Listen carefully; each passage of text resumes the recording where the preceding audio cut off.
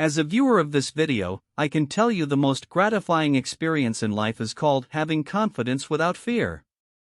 If you spend your whole life compromising and submitting to others' wills, enduring manipulation but unable to fight back, trust me, strive to be self-disciplined, develop rare skills, become a high-value individual, and experience having confidence without fear. That feeling beats anything, far more than gaming or ogling pretty girls now. You'll find others will fawn over you and flatter you, not daring to take advantage of you, because they need you. You'll have confidence without fear. There's an old saying, the favored man has confidence without fear. I assure you, the self-disciplined person with rare skills has confidence without fear. People who like me line up because I'm talented and wealthy. I don't need any of you. If you try to manipulate me, I'll curse you out. That's true happiness.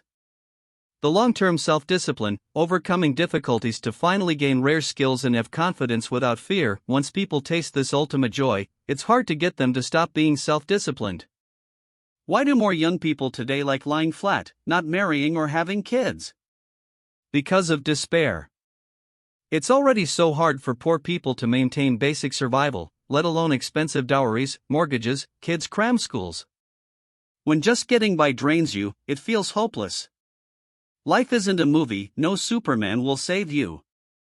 Life is you as a weak, poor person burdened with countless injustices and troubles.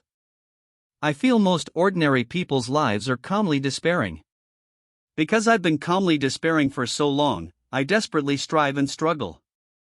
I was once so poor, buying a Coke required serious budgeting. Should poor but kind people be trampled by society?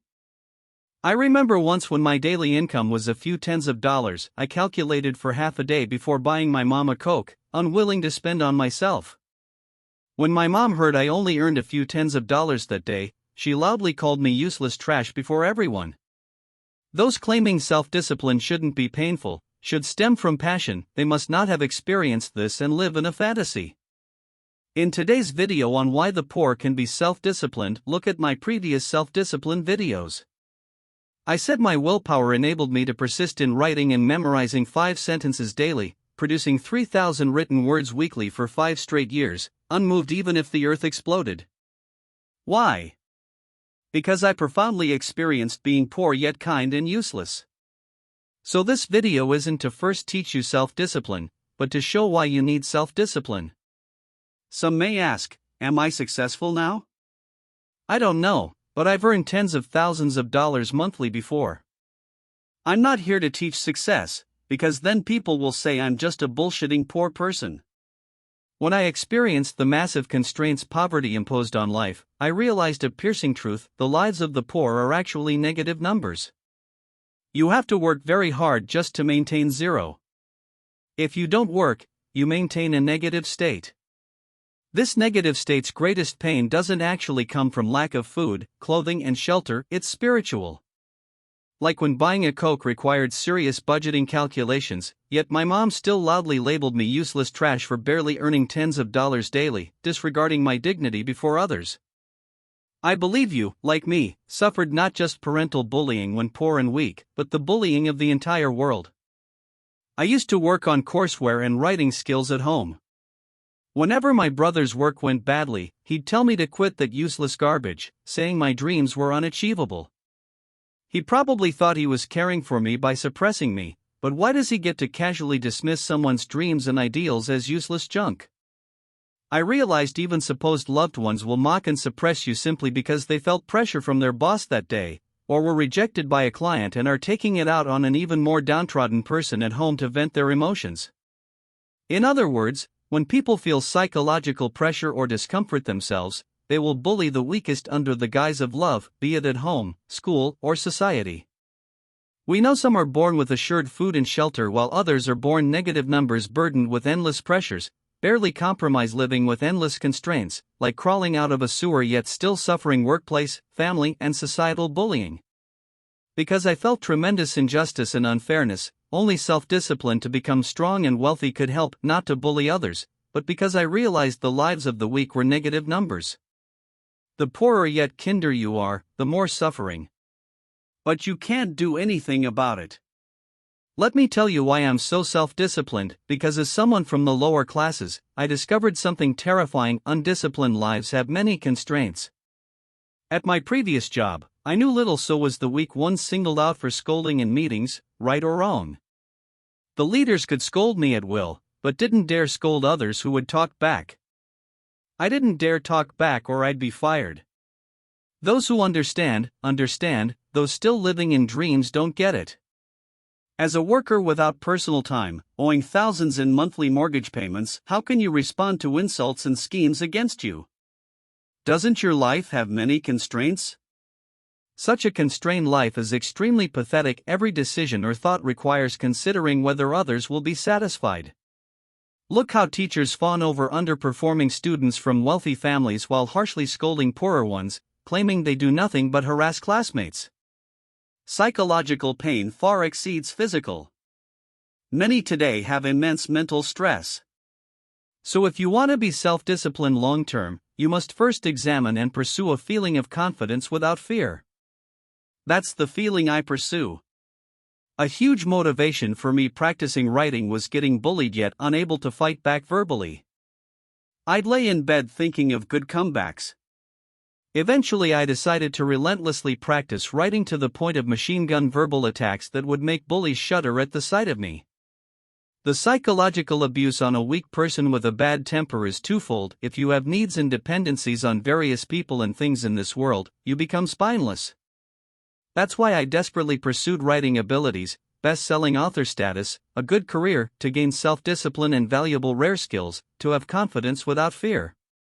When others depend on your high value, you can finally live comfortably. That is the true purpose of self-discipline, to live with confidence without fear and insecurity, not endless compromising.